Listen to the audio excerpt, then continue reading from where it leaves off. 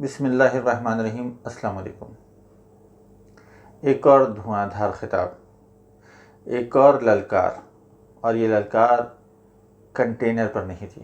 یہ للکار قومی اسمبلی کے فلور سے تھی۔ یہ للکار اپوزیشن کے لیے نہیں تھی، یہ للکار دنیا کی سب سے بڑی سپر پاور کو تھی۔ وزیر اعظم عمران خان کا آج ایک اور دھواں دھار خطاب تھا، بلکہ اس کو تاریخ ساز خطاب کہا جائے تو غلط نہیں ہوگا۔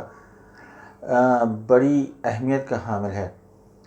اسمبلی کے فلور سے جب دنیا کو کوئی پیغام دیا جائے تو اس کے بہت معنی رکھتا ہے وہ، اور آج اسمبلی کے فلور سے، اسی پارلیمنٹ کے فلور سے وزیر اعظم عمران خان نے امریکہ کو یہ باور کر دیا ہے کہ ہم پرائی جنگ کا حصہ مزید نہیں بنیں گے۔ بڑے چیدہ نکات ہیں جو بہت ہی ایکسٹرا آرڈنری، ان کو اگر آپ غور کریں تو اس کی اہمیت ہے، وہ اس کے دور رس نتائج نکلیں گے۔ یہ ہمارے خطے کے مستقبل کا تعین بھی کریں گے۔ وزیر اعظم نے جب بات کی تو انہوں نے ان دنوں کا حوالہ دیا جب امریکہ کا ساتھ دینے کا عہد کیا گیا تھا۔ اسمبلی فلور سے یہ واضح کرنا کہ ایک عامر نے بڑی غلطی کی تھی اور اس وقت ہم نے اس کی مخالفت کی تھی، اور جناب آج جو ہے ہم اس میں نقصان نہیں اٹھا سکتے مزید۔ اس کے ساتھ ساتھ وزیر اعظم عمران خان نے کہا کہ ہمارے یہاں ڈرون حملے ہوتے ہیں، لیکن یہ ایک بڑی امپورٹنٹ بات یہ تھی کہ جب انہوں نے یہ ساتھ باور کیا کہ ہمارا ایک دہشت گرد 30 سال سے برطانیہ میں بیٹھا ہوا ہے، اور کیا ہم اس کو ڈرون سے اڑا سکتے ہیں، کیا وہ ہمیں اس کی اجازت دیں گے، یہ بڑی امپورٹنس رکھتے ہیں یہ معنی۔ نمبر 2، یہ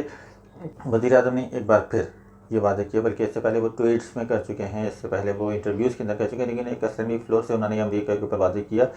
کہ اپنی ناکامی کا، افغان جنگ میں ناکامی کا ملبہ پاکستان پر گرانے کی امریکہ نے کوشش کی، اور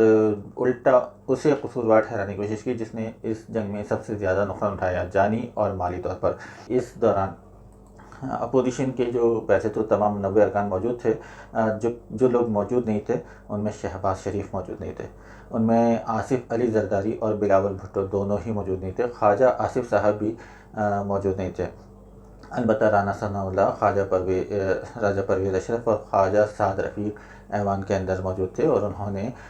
اس تقریر کو تحمل سے سنا۔ یہ اپوزیشن کی جانب سے بڑی بردباری کا مظاہرہ تھا۔ اچھا، یہ تقریر ختم ہو گئی، اب جو ایوان میں نہیں موجود تھے، بلاول بھٹو زرداری اور احسن اقبال، دونوں نے باہر اپنا پنڈال سجا لیا، میڈیا کے سامنے آئے اور وزیر اعظم کی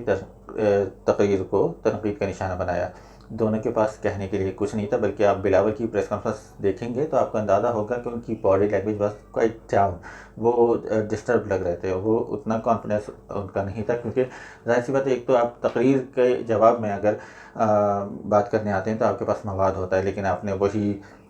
باتیں کی کہ جناب کسان کے ساتھ یہ کیا جا رہا ہے اور یہ کیا جا رہا ہے، لیکن جو بیسکلی اس کے اندر وہ مواد موجود تھا، جو تقریر انہوں نے کی تھی، اس کے بارے میں بات نہیں کی۔ اس کے ساتھ ہی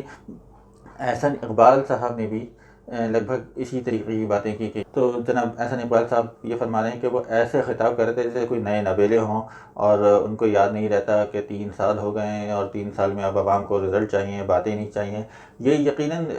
اس وقت اس کا مطالبہ اپوزیشن کی جانب سے بالکل درست بنتا بھی ہے۔ جو بات ہے آپ نے اس پر بات نہیں کی، اور یہ باتیں ہم پہلے دن سے سنتے ہوئے آ رہے ہیں، آپ نے مخالفت برائے مخالفت کا مظاہرہ کیا، لیکن مجموعی طور پہ اپوزیشن نے اس پر تحمل اور بردباری کا جو ثبوت دیا، یہ بڑی اچھی روایت ہے، اور امید یہ کرتے ہیں کہ ہمارا جو پارلیمان ہے، جو ہمارے مہذب نمائندے ہیں جن کو ہم نے منتخب کر کے اس ایوان میں پہنچایا ہے، وہ ہماری بات کو سمجھ سکیں گے، وہ ہمارے مسائل کے اوپر کام کر سکیں گے، اور قانون سازی کے اندر جو بیسکلی اسمبلیوں کا کام ہے، کچھ اچھی قانون سازی کریں گے جس کے ذریعے ملک میں کافی حد تک بہتری آ سکے گی۔ اپنی رائے سے ضرور آگاہ کیجیے گا۔ اللہ حافظ۔